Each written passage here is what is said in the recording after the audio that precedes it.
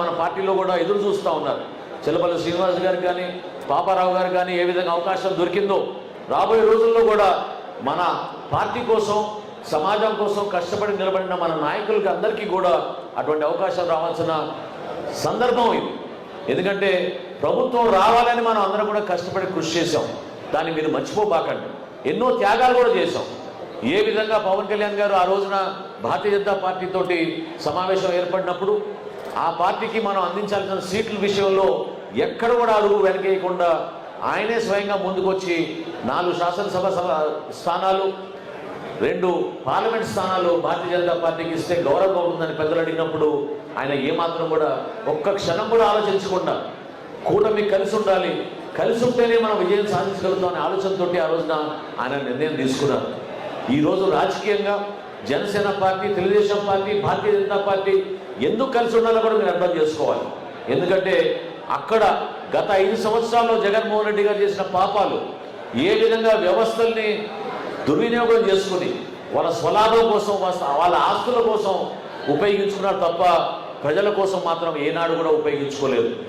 గుంటూరు జిల్లాలో, కృష్ణా జిల్లాలో మనకున్న నాయకత్వం ఎంతో ఆదర్శవంతంగా నిలబడే వాళ్ళు. గతంలో రైతుల కోసం, యువత కోసం, మహిళల కోసం, మన భవిష్యత్తు కోసం మనం అనుకుంటున్నప్పుడు సంకేతం ఇవ్వాల్సిన బాధ్యత మనందరిపైన ఉంది.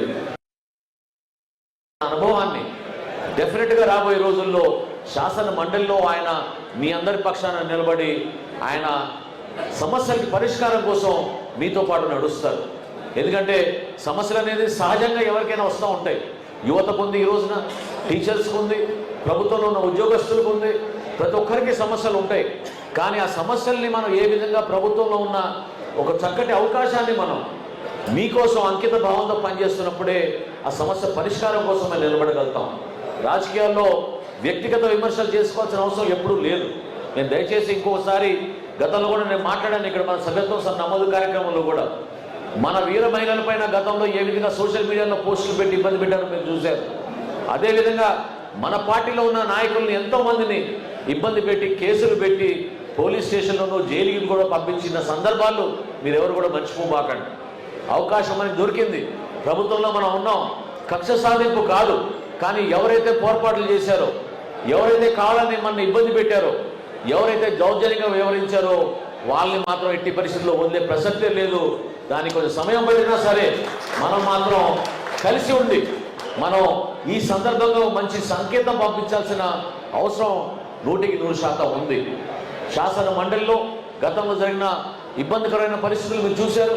రాబోయే రోజుల్లో ప్రభుత్వాన్ని మనం చక్కగా నడుపుకోవాలంటే శాసన మండలిలో కూడా మనం ఆ విధంగా మన అభ్యర్థులు గెలిపించుకుని వాళ్ళ ద్వారా శాసన మండలిలో చేయాల్సిన కార్యక్రమాలు ప్రభుత్వం ద్వారా ముందుకు తీసుకెళ్ళాలి. సోదరుడు దుర్గేష్ గారు కానీ నేను కానీ మీ అందరం కూడా ఆలోచించేది ఒకటే. పవన్ కళ్యాణ్ గారు ఈరోజు రాష్ట్రంలో ఉప ముఖ్యమంత్రిగా పంచాయతీరాజ్ శాఖని ఆయన ఎంత సమర్థవంతంగా నిలబడి ప్రజల్లో తీసుకెళ్తున్నారో మీరు చూశారు.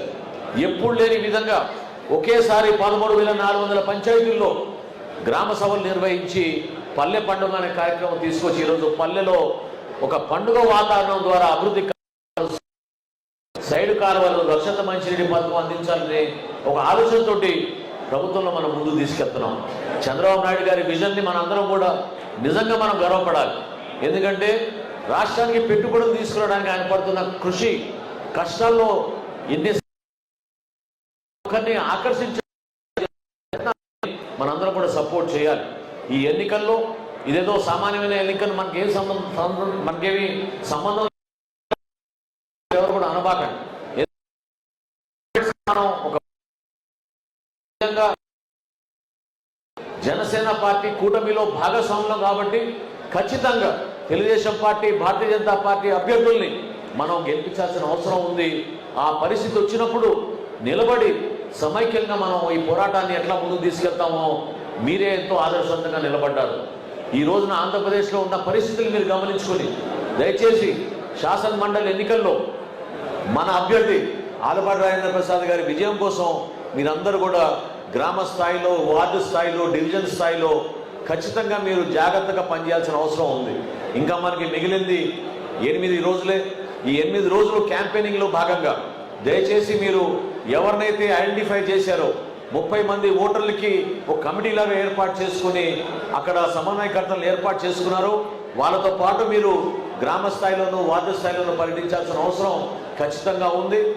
రాష్ట్ర వ్యాప్తంగా పవన్ కళ్యాణ్ గారు ఇచ్చిన పిలుపు మేరకు మన అభ్యర్థులు ఖచ్చితంగా మాటిస్తున్న పవన్ కళ్యాణ్ అయితే మన వీర మహిళలు, జన సైనికులు, మన పార్టీ నాయకులు అహర్నిశలు కృషి చేసి పార్టీ విజయం కోసం, కూటమి విజయం కోసం మీరు పనిచేశారో, మీరు కొంచెం సహనంతో ఓపికతో ఉంటే తప్పకుండా 100% ఆ వ్యక్తులందరినీ కూడా గుర్తించి వాళ్ళకు కూడా తగిన గౌరవం, పదవులు, ప్రభుత్వంలో చేయాల్సిన కార్యక్రమాల్లో మిమ్మల్ని భాగస్వాములు చేసే విధంగా మీ అందరం కూడా బాధ్యత తీసుకుంటాం.